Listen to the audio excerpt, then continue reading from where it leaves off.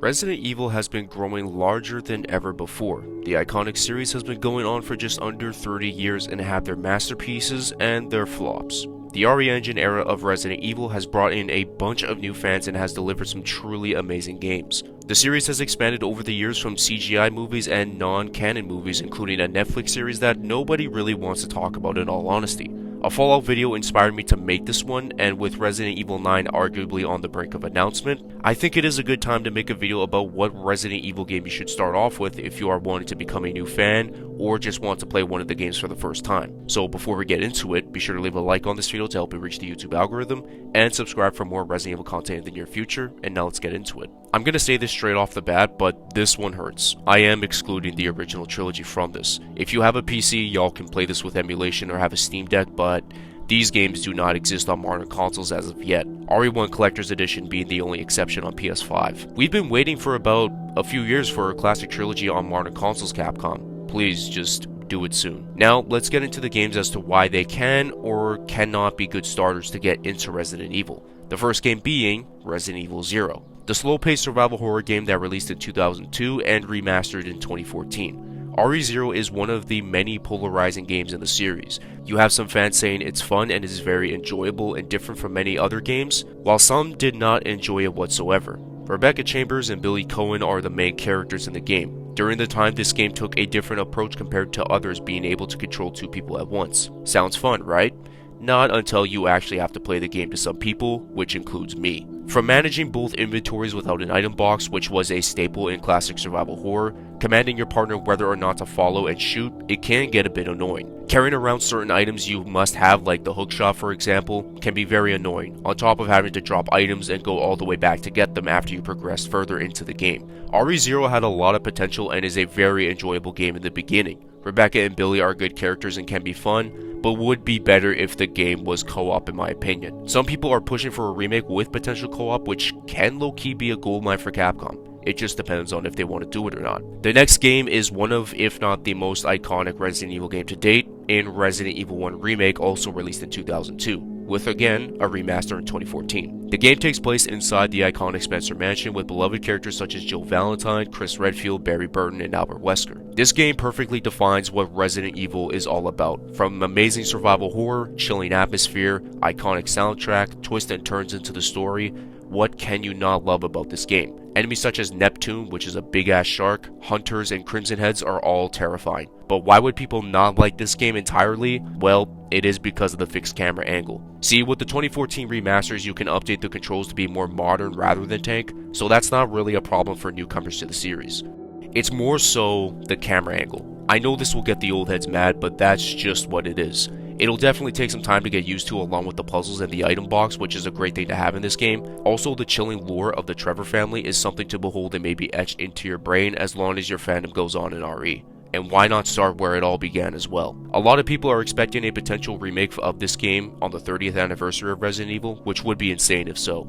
One of the best survival horror games of all time, and is arguably the best remake of Resident Evil to date, despite being over 20 years old. The next game is one of the few games that helped revive Resident Evil, and is the most sold game in the series. Insane to say that, as this game is 5 years old, and Resident Evil is about 30. It's Resident Evil 2 Remake. This was the game that got me back into the series. The way Capcom combined old and new in this game is something to behold. Reimagining the beloved story of Leon S. Kennedy and Claire Redfield in one of, if not the best modern remake to date, and honestly helped spark more remakes you have seen in modern gaming. The RPD is one of the many iconic settings and is a new story compared to what RE0 and 1 were. A rookie police officer and a 19-year-old college student looking for a brother cross paths and walk into a living nightmare that is Raccoon City.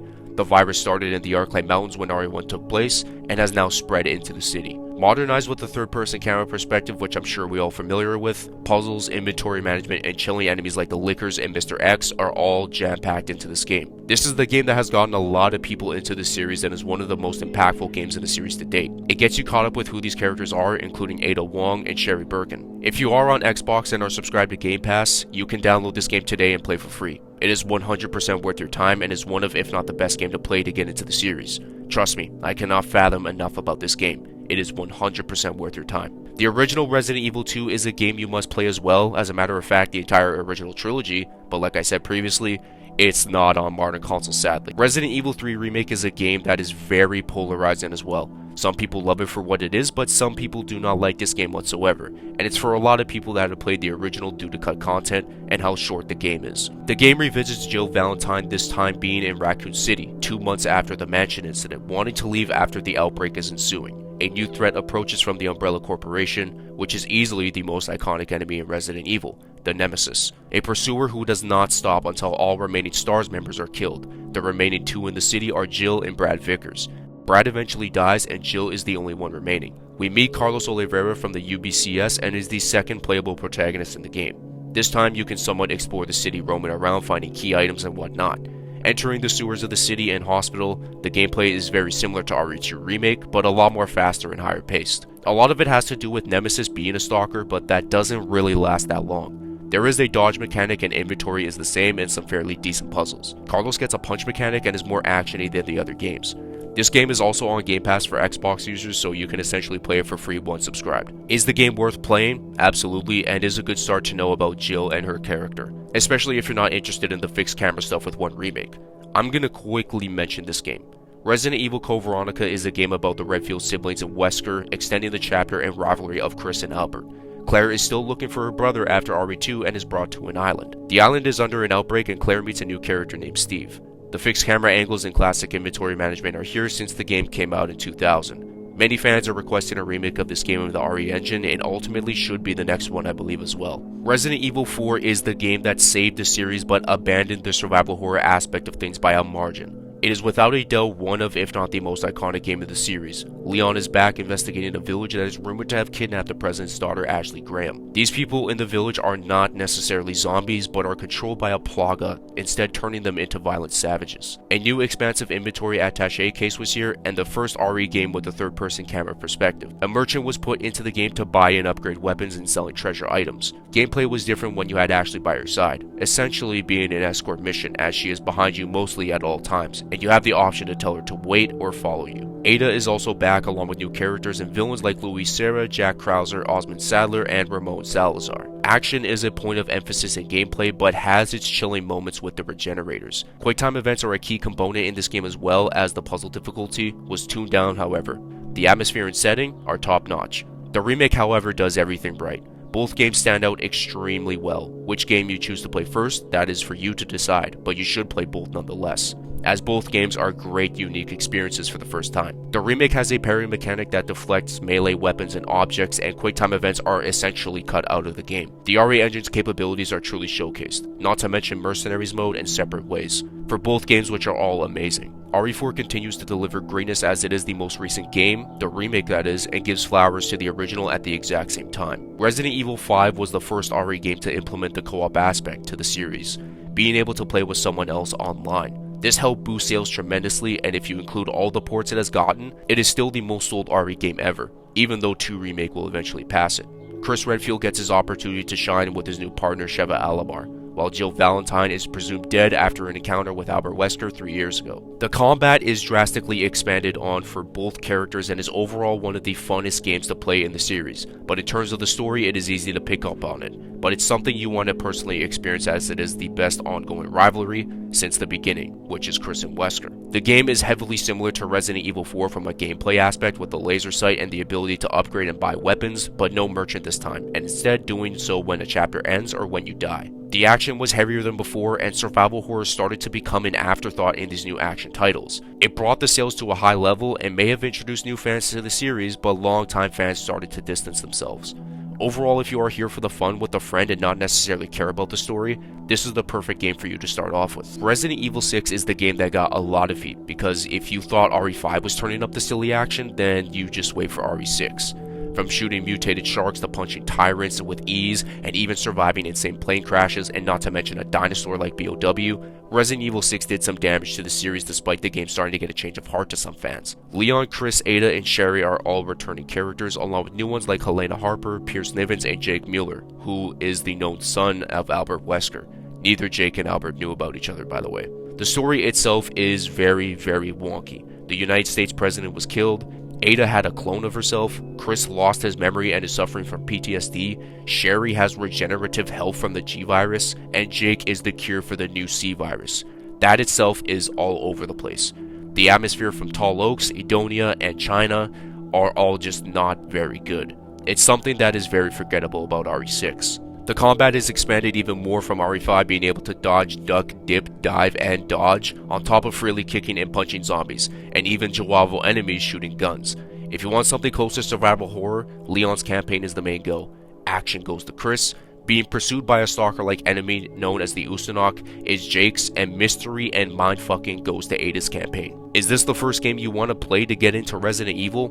Me personally, absolutely not. You can have fun with this game, but to be invested into the story, despite being a new one, you might want to reconsider. Now, to go to a game that helped save the franchise after Resident Evil 6. The RE engine was announced by Capcom releasing with a game that got old fans back into the series, which is Resident Evil 7 Biohazard. This game takes on a whole new story and a whole new protagonist by the name of Ethan Winters. Survival horror is back and the first-person camera debuts in Resident Evil. From managing inventory, ammo, and an item box, it's all back and gives new life to the series with the old feeling as well. Iconic antagonists such as Jack Baker and the rest of his family, along with a new virus due to a new bioweapon named Evelyn. Ethan's wife Mia has been missing for years, but all of a sudden got a video of Mia in Louisiana saying don't come and save her.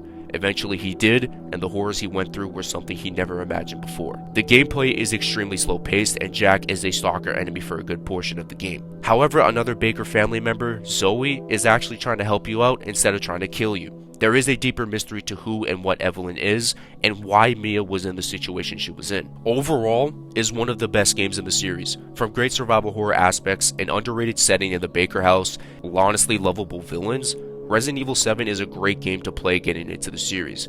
It's the most recent and newest story and ended up getting a continuation with Resident Evil Village. Ethan is back as the main protagonist, and Chris is back too after RE7, but something felt off about him. He ends up killing Mia in front of Ethan and takes away his newborn daughter, Rosemary Winters. But the story only gets crazier and weirder. Ethan gets carried off into a van, but all of a sudden it crashes, which leads him to a village with BOWs we've never seen before. Werewolf-like BOWs in the form of humans or whatnot, known as Lycans.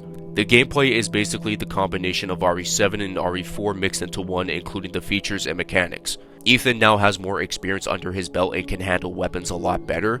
A new merchant known as the Duke is there to help you upgrade weapons, cook up some food to extend health, and sell treasures. Basically like the RE4 merchant. And it's funny because they actually do know each other. Of course though, if you were aware of the marketing of this game, the 8-foot-tall vampire MILF Lady D is here along with Maximilian Dude and a weirded out fish monster named Salvatore Moreau, and a creepy doll named Angie Beneviento and Donna as well. The main villain is Mother Miranda, who was a past scientist and the kidnapper of Rose Winters. Chris's actions are explained as you progress through the game, and Ethan's mystery along with his entire family are explained as well. The entire map is sort of some semi-open world where you can explore a castle, a village, a creepy dollhouse, an infested lake, and a factory containing BOW soldiers. Resident Evil Village is the most recent game in the timeline, and with the cliffhanger us fans are aware of, Resident Evil 9 is on the premise as we are beyond excited for it, and we don't know what to expect entirely. Now to quickly recap what is truly the game you want to play to get into the series, welp, I explained them as much as I can without spoiling entirely, so if you want to decide amongst yourselves, feel free to. But I created a list for those who need some help. These are the top 5 Resident Evil games that I would play personally if I were a newcomer to the series and whatnot. Let's say if you beat one of these games, I would pretty much play their sequel, I guess, like RE7 towards RE8, RE2 remake towards 3 remake, and 4 remake, 5 to 6, you get the point. Why did I not mention the Revelation series and even the other side and or multiplayer games? Well, I believe those are appetizers to the full course meal, especially the Revelation series, which both games are very underrated. To quickly recap each game, RE0 is the prequel to RE1. RE1 is the start of it all and defines survival horror to the max. Resident Evil 2 Remake is probably the best modern RE game to play first. If that's your taste, then tag along with 3 Remake and 4 Remake and maybe the OG. If you want to play with a friend, RE5 is the way to go, to have a fun experience, then 6 would probably go after. RE4 in itself is a great single player game with great side content, remake and original, and could play either or both. If you want a new story that is modern and slow paced, the Winter storyline being RE7 and RE8 is just for you. The way you enter the world of survival horror is your choice, and I just hope you are ready for the fun you're about to experience and the horrors awaiting. If you guys enjoyed this video, please be sure to leave a like to help this video reach the YouTube algorithm, and subscribe to the channel for more RE content as always, and I'll catch you guys in my next video. Peace out, and much love.